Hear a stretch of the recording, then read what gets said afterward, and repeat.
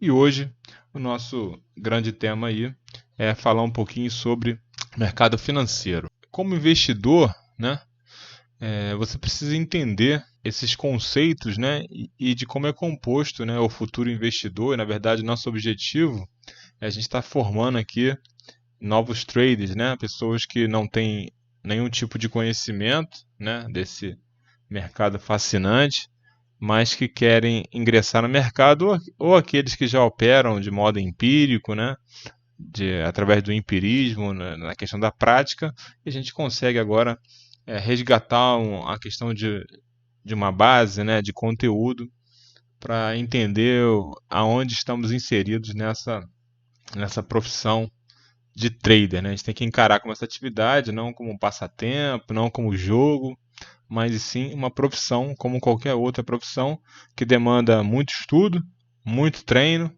tá? Para que a gente consiga desenvolver como qualquer outro tipo de atividade laboral, atividade profissional. Como investir no mercado financeiro? Então, como qualquer investimento, né, aplicações financeiras elas exigem que você dedique algum tempo para escolher a opção que melhor se encaixe às suas necessidades. Tá?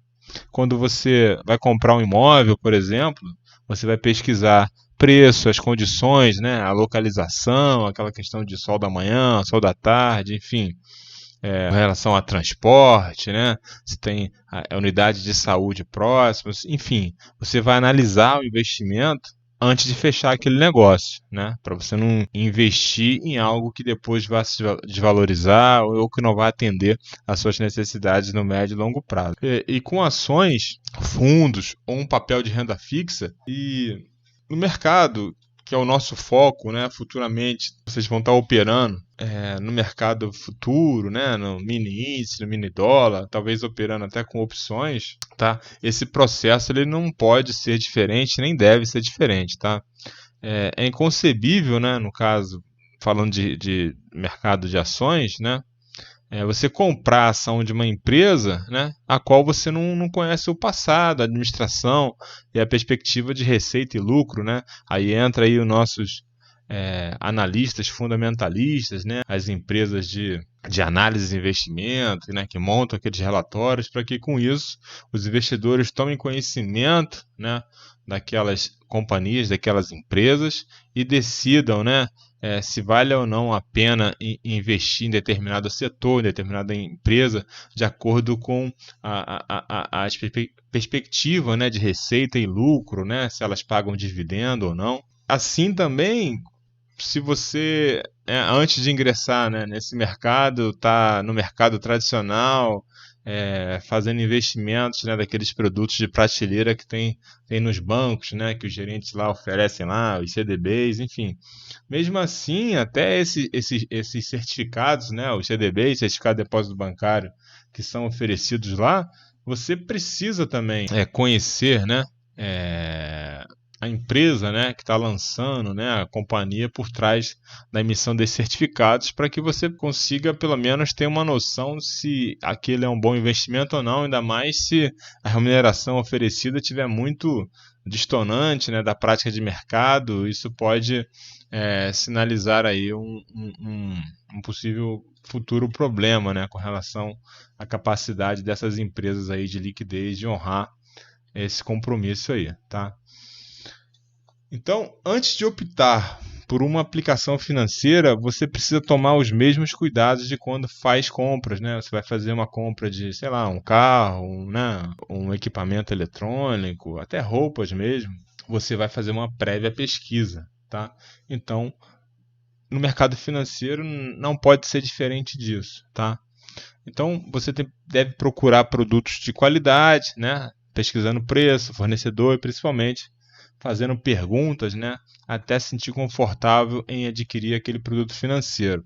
Então, para quem está chegando no mercado financeiro agora, e somente por dicas, né, ou aquilo que está na moda, ou aquilo que está na mídia, né, que apareceu no Jornal Nacional, que apareceu numa revista de moda falando sobre investimento, né? Por exemplo, sai na revista de moda falando sobre Bitcoin ou falando sobre uma ação de uma empresa que valorizou, e você, com base nessas informações, né, você toma decisões de investimento. Isso é o que a gente não pode mais fazer a partir desse momento que a gente tem esse conhecimento que a gente precisa aprender, né, a como investir no mercado financeiro. E para que serve, né, o mercado financeiro? Né? O mercado financeiro existe para viabilizar a troca de recursos, tá, entre os diferentes agentes econômicos. Tá? Pessoas, empresas e governos têm necessidades diferentes. E os instrumentos financeiros viabilizam as trocas de recursos, né, que vão suprir a necessidade de cada um desses entes, digamos assim, né, desses agentes econômicos. Tá? Alguns possuem excesso de dinheiro em caixa, né, e outros têm falta de recursos. Tá? E o mercado financeiro nada mais é do que um intermediador, ele faz essa ponte. Né? O mercado financeiro é dividido em dois segmentos, né? O de crédito e o de capitais. Tá? O mercado de capitais é dividido entre o mercado de ações, que eu já cheguei a comentar aqui, né, e o de dívidas. Tá? No mercado de dívida estão os títulos de renda fixa. Né? Quem compra um título de renda fixa está se tornando credor de alguém. Tá? Quem compra ações passa a ser sócio do negócio. Então, aí entra aquela, a gente vai estudar mais à frente, aquela máxima, renda fixa e renda variável, um é mais arriscado do que o outro, né? Os dois possuem risco, né?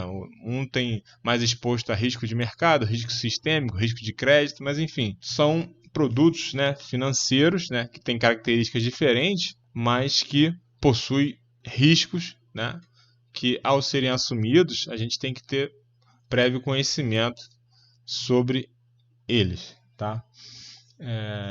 Então, por exemplo, uma empresa que deseja se expandir, né, e não quer ou não pode gastar seus próprios recursos, né, não quer mexer no seu caixa ali, né, para promover essa expansão ou uma infraestrutura, né, aquisição de novos maquinários, mobiliários, ou seja, equipamentos que vão fazer com que a gente chama de investimento de capital, investimentos que vão fazer com que ela gere mais receita, tá?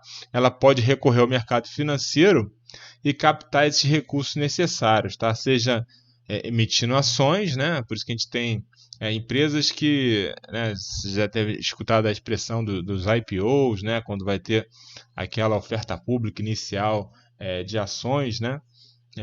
Títulos, né, seja fazendo o empréstimo. Então, quando uma empresa quer se captar, né, ela pode recorrer ao mercado bancário, né, através de empréstimos, né, colocando em garantia lá o seu patrimônio e oferindo aquele recurso para poder fazer o reinvestimento no negócio, ou, né, ela vai passar a emitir ações, né, da sua empresa, fazendo essa captação diretamente ao público, né, e não vai ter aquele custo financeiro de arcar com empréstimo, pagamento de juros, enfim. Ela, a partir daquele momento, ela vai ter que mostrar resultado, ou seja, oferir lucros, né, repartir dividendos, dependendo do tipo de ação que foi emitida, para que ela consiga remunerar, né, aqueles seus sócios, né? Quem adquire a ação de uma empresa passa a ser sócio daquele negócio. E quem são os investidores, tá? Os investidores, eles podem ser divididos em dois grandes grupos, os institucionais e os individuais. Mais à frente, quando a gente estiver falando ali de trade, ou até se estiver acompanhando alguma operação minha aí no mercado ao vivo, ou alguma gravação de alguma operação, ou até mesmo quando estivermos fazendo alguma análise de mercado, a gente está falando os institucionais, o posicionamento dos institucionais. Recentemente, a gente viu agora o Bitcoin aí, chegou a $41.950, né? Esse movimento só foi possível graças à entrada, né, dos institucionais nesse mercado, que na última alta de 2017 ocorreu principalmente ali por pessoa física, pelo varejo, né, pelo pequeno investidor, né? E hoje a gente viu que a forma com que ele passou aquele topo histórico, o último topo histórico ali em janeiro de 2018, né, onde ele chegou a $20.000, né, hoje as grandes instituições, fundos, né, também já passam a investir, a alocar parte, né, do seu patrimônio ali nessa criptomoeda, né, nesse ativo digital, fez com que ele chegasse a esse momento. Então, são os institucionais e os individuais, que no caso são os investidores, aí, pessoas físicas. Tá? Os investidores institucionais são os fundos mútuos, né? Os fundos de pensão, as seguradoras. Tá? E esses dois últimos, tá, são responsáveis por aplicações aí de longo prazo. Então, são aqueles que não ficam movimentando muito as suas operações ali. Tá? O que é a razão de ser, o objetivo dele não é esse. Por exemplo, um grupo segurador, né? Ele tem aquela captação dos prêmios dos seguros, né? E o que eu vou fazer com tanto dinheiro aqui, né? Eu vou ficar com esse dinheiro em caixa, né? Ele já tem a estrutura, né? Então já é uma prestação de um serviço, né? Então aquele dinheiro que eles captam, é claro que tem despesas, né, na questão administrativa, né? Os custos fixos do negócio. Mas assim, o objetivo e a razão de ser de uma seguradora, isso tendo como exemplo, é captar o máximo de prêmios possível e pagar o mínimo possível de indenizações, né, de sinistralidades, enfim. Que é aí que vem o retorno sobre o negócio, né? Aí que vem o lucro, né, das seguradoras, né? Então é quanto captar mais, né? Aí entra aquela questão base estatística, né, de atuar, enfim. E eu consegui, tipo, captar, né, sei lá, exemplo, 10 milhões e ter um custo, né, com indenizações, enfim, de 4 milhões. Então esse superávit aí, essa diferença aí, esses fundos aí, esses grupos seguradores aí, né, aplicam no mercado financeiro, que vão se remunerar ainda mais, né? Então é até possível, né, que as suas operações sejam pagas com recursos, né, auferidos de lucros no mercado financeiro, né? Quer seja operando no mercado de dólar, quer seja operando também no índice, né, no Ibovespa, né? Futuramente a gente vai ver, são esses institucionais que a gente deve ficar de olho e seguindo, né? A turma aí do tape reading, né, que fica observando justamente o fluxo, né, a movimentação desses players ali, para poder se posicionar e tentar acompanhar e surfar junto com ele nesses movimentos aí. Esse grupo, né, que a gente está falando aí dos fundos de pensões, que eu estava falando anteriormente aí, as companhias de seguro e outros, o dinheiro que é investido pertence, portanto, a um grupo de pessoas que fazem contribuições periódicas, né, para ter direitos e usufruir desses pagamentos no futuro. Eu dei o exemplo do seguro, no caso. Da seguradora, né, não entra nesse exemplo, porque aquele prêmio pago já pertence àquela companhia seguradora. Mas nos casos dos fundos de pensão, né, em outros tipos de companhia, né, que fazem aquela mensalmente, né, existem aquelas contribuições periódicas ali, futuramente isso vai ser pago através de indenizações, vai ser pago através de aposentadoria, né? Enfim, e esses fundos, né, captam essas contribuições mensais, né, e aplicam no mercado financeiro. E o prazo das aplicações desse grupo dependerá sempre de seus objetivos, tá bom? Então, esses aí são os investidores que fazem movimentar o mercado, tá? E o sistema financeiro? O sistema financeiro, ele é definido como conjunto de mercados, né? Como os de crédito, de ações, né? De debêntures, né? E outros, e usados para o intercâmbio de ativos e riscos, tá? Além dos bancos, o sistema financeiro ele engloba as empresas de prestação de serviços e outras instituições que juntas elas viabilizam as decisões financeiras para famílias, empresas e governos. E o que é a taxa de juro? A taxa de juro é uma taxa de retorno prometida, tá? E tem 3 fatores básicos que vão contribuir para a formação das taxas de juro, né, que é embutida em qualquer título, tá? A moeda em que será feito o pagamento, o prazo do título, tá? E o risco de inadimplência do seu emissor. As taxas de juros são importantíssimas no funcionamento de uma economia. Taxas de juros altas, por exemplo, né, podem impedi-lo de comprar um carro ou uma casa financiada. E podem, ao mesmo tempo, incentivá-lo a poupar, né? Porque você tem uma taxa ali de retorno, né, prometida ou esperada, que é interessante, tá? E porque você vai receber um prêmio maior por adiar o seu consumo, você opta por fazer essa poupança, né, entre aspas, né, aquilo que nós falamos lá na nossa aula inicial, né, com fruto, né, de um planejamento financeiro. Da mesma forma que essas taxas afetam a sua disposição em consumir, elas também causam impacto nas decisões de investimento dos empresários. Taxas altas podem adiar a expansão de uma fábrica, né, interferindo em consequência disso na geração de mais empregos. Então é importante, né, vocês como futuros traders, né, ficarem sempre atentos aos noticiários, acompanhar os sites, né, é, financeiros, né. É claro que a gente não vai tomar, nosso foco é tomar decisão com base naquilo que o gráfico está nos mostrando, com a leitura, né, do mercado, com base na análise técnica. Mas esses conceitos fundamentalistas e as notícias também nos ajudam a tomar decisões se a gente for partir para um cenário de um gráfico aí de um período um pouco maior, né, para quem vai estar se posicionando no swing trade, né, numa posição. Mesmo no day trade mesmo, é importante a gente saber o que está acontecendo ao nosso redor, tá? Até porque isso impacta diretamente aí no nosso ativo aí no mini índice, né, e no mini dólar, tá? E o que é renda fixa, tá? A renda fixa é um tipo de investimento em títulos emitidos pelo governo ou por uma empresa, né, com direito ao recebimento de juros. Tá? Ao fazer um investimento em renda fixa, né, que no Brasil tem como ponto de referência aí o CDI, né? Ou a gente fala geralmente DI, né? Vocês devem estar acostumados a ir no banco, tem um fundo DI, né? Então é daí que vem. Você está comprando um título de dívida, né? Trata-se de um contrato por meio do qual você empresta dinheiro ao emissor do papel e em troca ele te paga, né, quantias fixas a intervalos regulares, né, que são os pagamentos dos juros, né, até uma data específica, que vai ser a data do vencimento aí do papel. Então, quando então vai ser feito aquele pagamento final e você pode resgatar o título, né? Um exemplo disso a gente pode estar falando aí que é muito conhecido no mercado.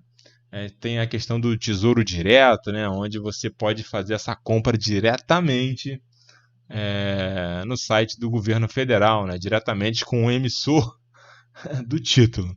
Ao comprar um título de renda fixa, você está comprando um fluxo de caixa fixo expresso em moeda nominal. Tá? Este fluxo de caixa, tá, é um fluxo de pagamentos que o emissor do papel faz ao investidor e suas condições estão estabelecidas em cada título. Tá? Então, a gente não vai se aprofundar, porque isso aqui é uma matéria, um assunto vastíssimo, é só para a gente ter um entendimento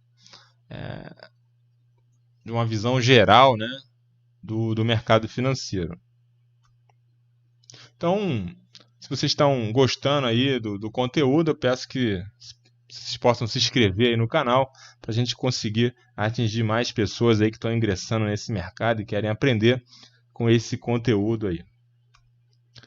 E o que é renda variável? Tá? Ao contrário de renda fixa, né? Na renda variável, o fluxo de caixa ele é incerto. Né? Quando você compra uma ação, né?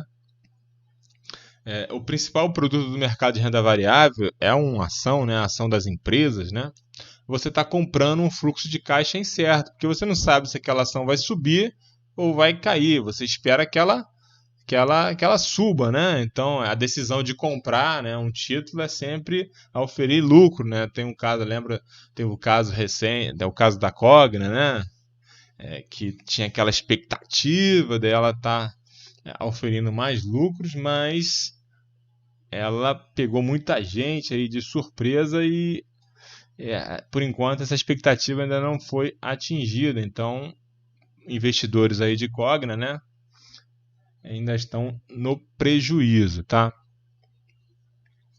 Então essa é uma característica da renda variável, tá? É um fluxo de caixa futuro, né? Mas ele é incerto, tá? É diferente do renda fixa que você sabe exatamente quanto você vai ganhar e e nos períodos já pré-estabelecidos, aquele prazo, né? Aí entra nesse caso também, né? Tem um pagamento de dividendos, dependendo do tipo de ação, né? que são a repartição do lucro, né, que as empresas têm no período, e ela reparte aí com os acionistas. Muitos investidores eles montam as suas carteiras, né, com base naqueles que são os melhores pagadores de dividendo, aquelas empresas, né? Então tem até rankings disso. Então tem muitas carteiras. Isso pode ser um fator motivacional, né, ou de tomada de decisão que você vai compor a sua carteira de investimento, né, de renda variável, falando em ações, com base nessas ações desses melhores pagadores ou maiores pagadores de dividendo, tá? Ou você simplesmente vai esperar, no caso, a valorização desse papel, dessa ação, né? Os mercados organizados, né, como as bolsas de valores, eles são o elo entre os investidores, tá, e os emissores de papéis de renda variável, né, que são as ações. Então, o que seria um fluxo de caixa real, né? Tanto nas aplicações de renda fixa como nas de renda variável, os fluxos de caixa são incertos do ponto de vista real, ou seja, se descontar da inflação no período. Você só terá um fluxo de caixa real se ele se mantiver acima da taxa de inflação. Então, a diferença entre renda fixa e variável, a gente falando que a gente sabe exatamente quanto vai ganhar e auferir num determinado período, mas se a gente for levar em consideração a questão do fluxo de caixa real, ou seja, levando em consideração a inflação do período, isso é mutável, isso muda, né? Então os dois acabam se igualando, porque além de eu ter a incerteza da valorização de um papel, falando no caso das ações, eu ainda tenho a incidência de taxa de juros, né? Taxa de juros não, incidência da inflação que vai inserir por ali, vai inserir em cima do meu investimento, daquela valorização daquele papel. E no renda variável também, né? Além de eu ter aquela remuneração que é fixa e esperada, eu ainda tenho que ter o desconto, né, sobre aquela inflação do período, tá? Muitas das vezes, né, a renda fixa acaba até perdendo, né, para a inflação muitas das vezes, tá? Ou empatando aí no 0 a 0. O que é CVM, tá? É a Comissão de Valores Mobiliários, tá? A sigla CVM, que vocês vão escutar muito, né, no dia a dia aí dessa nova atividade aí como trader, tá?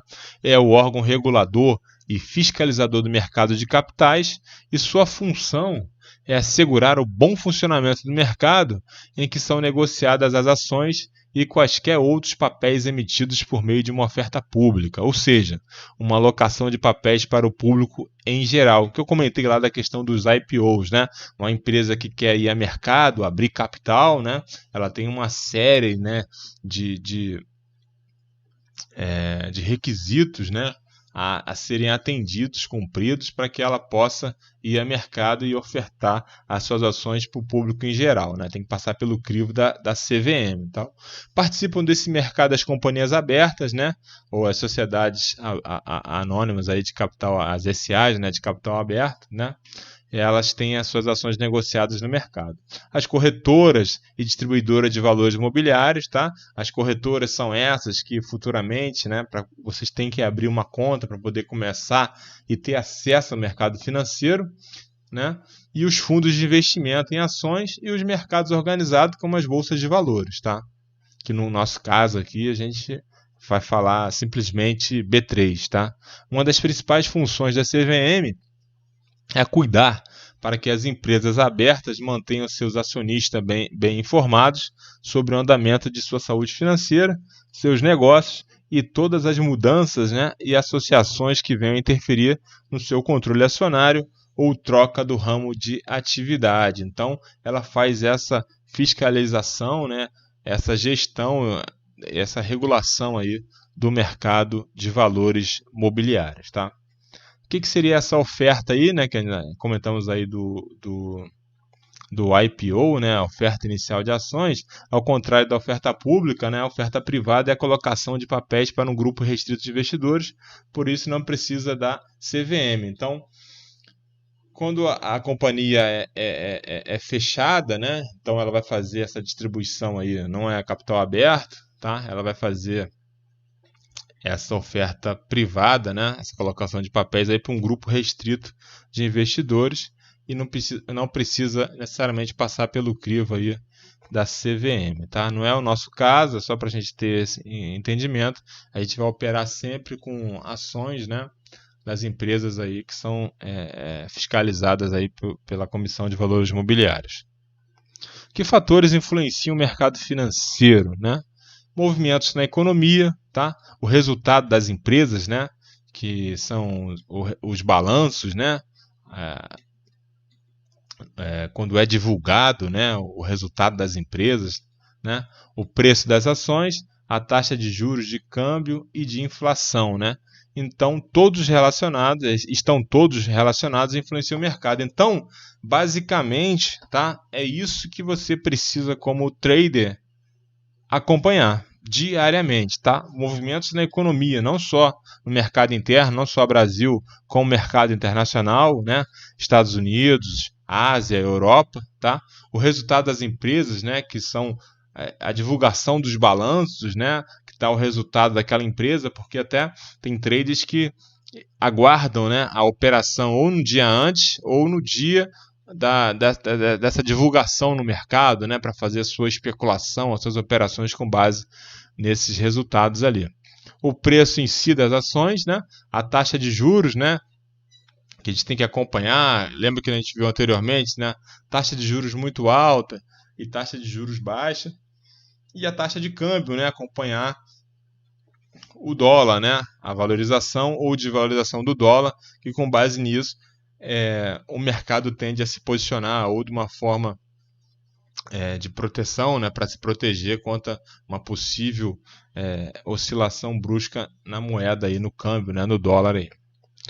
Então, saber interpretar os cenários econômicos é muito importante no processo de decisão de investimentos. Tá? Então, muitos são os fatores que vão influenciar sua saúde financeira, e quanto mais você conhecer esses fatores, tá, melhor saberá lidar com eles. Então, basicamente, o nível de atividade econômica, né, que é o nível de consumo e produção de um país, é um dos principais fatores a orientar a alocação de suas aplicações. Tá?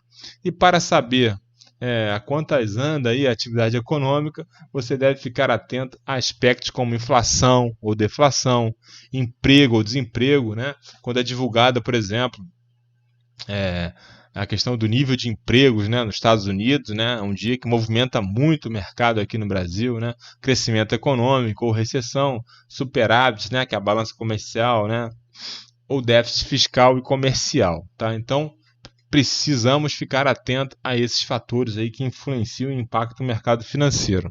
E por que os mercados internacionais afetam minhas aplicações aqui no Brasil?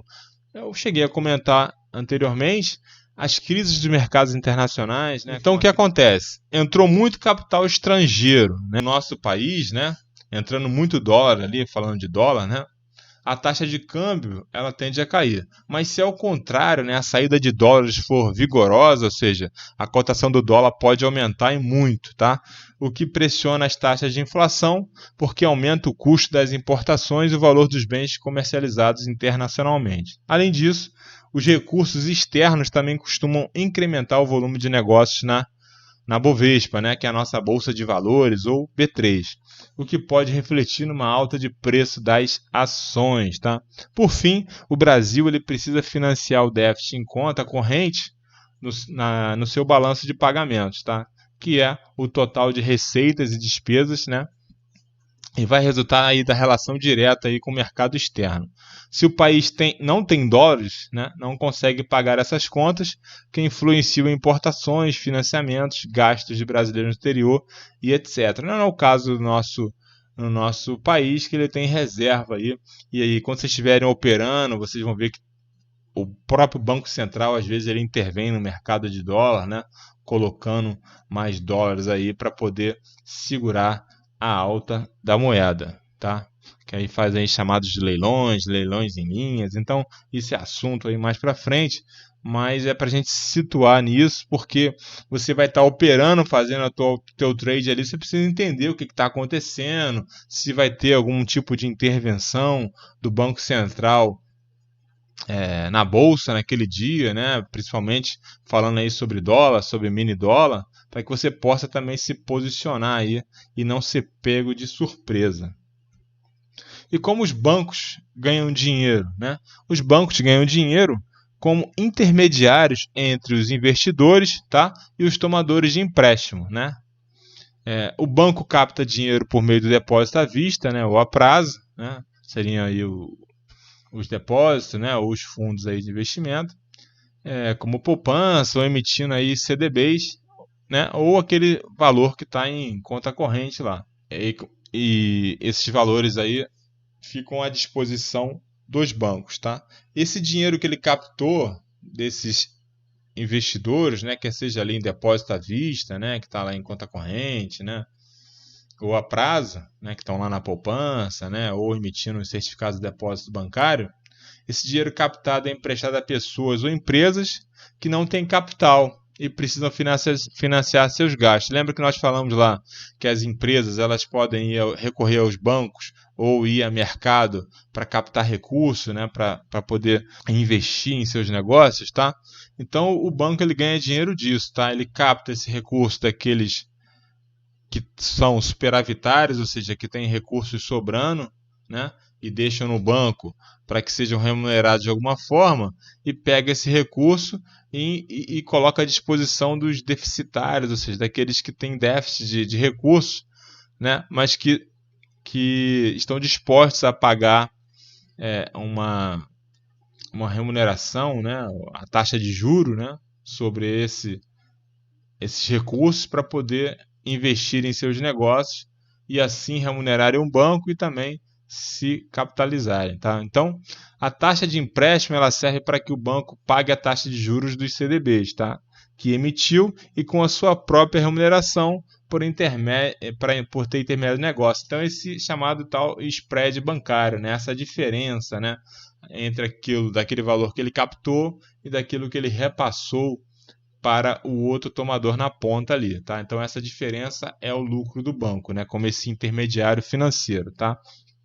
E essa remuneração é a diferença entre o custo do dinheiro captado pelo banco e a taxa de juro paga pelo tomador do empréstimo, né? Que é chamada de spread, né? O spread bancário, que é a remuneração do banco, tá? É assim que os bancos ganham dinheiro, tá? O spread ele embute o risco de inadimplência do cliente, né? Que é o chamado ali o PDD, né, a provisão para devedores duvidosos, tá? O custo tributário, o custo administrativo do banco e o depósito compulsório feito no Banco Central, tá? Pelo banco, né? Que todo o recurso captado, nem todo o dinheiro pode ser emprestado, tá? Para que não esteja um excesso de moeda, excesso de liquidez no mercado, o Banco Central existe esse instrumento, né, de controle da economia que é o depósito compulsório, né?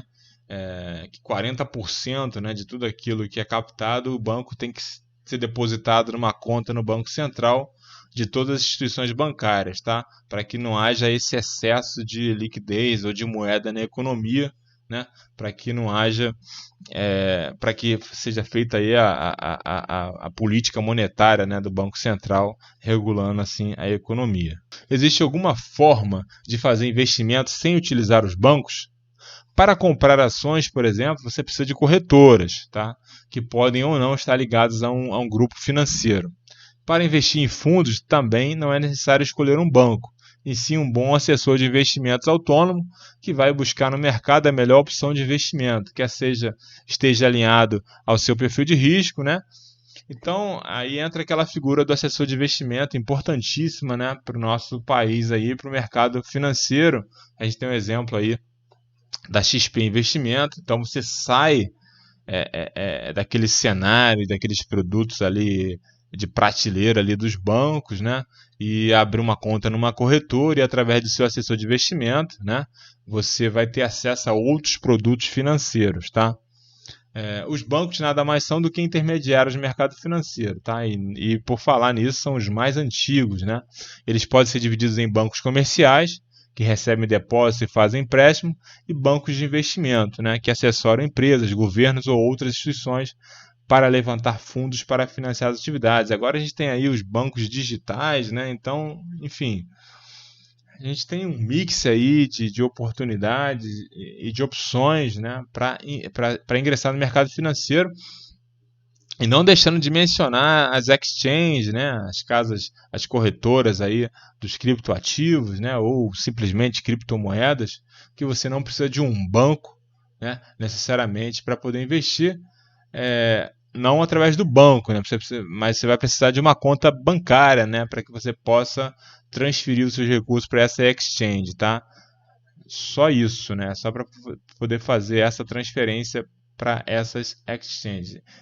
Mas já tem algumas, né, falando aí de criptomoedas que elas já têm algumas já têm já estão criando aí seus próprios bancos digitais para que elas não fiquem nessa dependência também aí da regulação dos bancos, né? Até porque os bancos, né, o mercado financeiro tradicional enxerga com muito risco, né, o crescimento aí das exchanges, dos criptoativos, né, dos ativos digitais, porque eles têm perdido aí a sua dominância, né, do mercado, né, e como nós vimos anteriormente, entra aquela questão do spread bancário, né, então acaba interferindo aí na remuneração e no lucro dos bancos. Tá? Então, até a nossa próxima aula.